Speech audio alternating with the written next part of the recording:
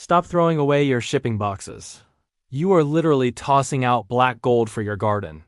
Most people see trash, broken down cardboard piled by the recycling bin, destined for the curb. But what you are actually looking at is a carbon-rich powerhouse, one of the finest brown ingredients available to any composting system in the world. It shows up at your door already processed, already layered, already corrugated for airflow.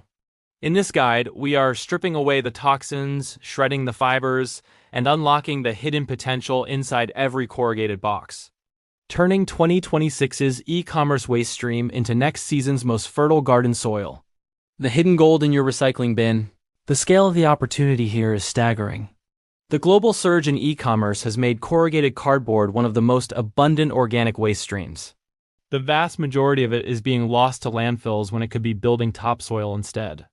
What makes cardboard uniquely valuable is its carbon content. Carbon is the skeleton of your compost pile, the slow-burning structural fuel that feeds the fungi and bacteria. Soil scientists talk about the fungal-to-bacterial ratio as a key indicator. Fungal-dominant soils are characteristic of forest floors and perennial systems. High cellulose and lignin in cardboard feed those long-strand fungal networks that most composts lack when built only from kitchen scraps. When you add shredded cardboard to your pile, you are not just adding carbon. You are feeding the architects of humus. The end product is something darker, crumblier, and richer. A material scientists refer to as humus. Visualize it. Dark as coffee grounds, smelling like a forest after rain, crumbling between your fingers with no trace of the original cardboard. Purifying the raw materials. Before a single strip of cardboard touches your compost pile, there is essential preparation work.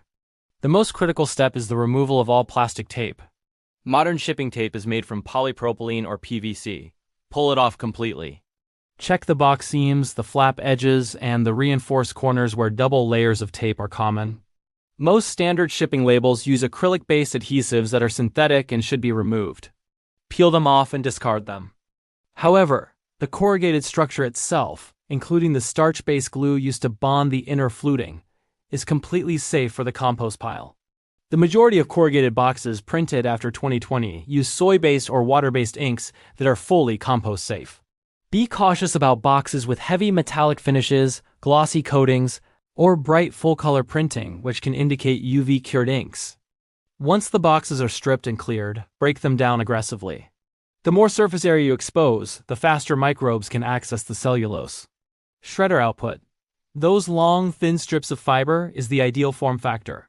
High surface area maintains airflow and breaks down quickly.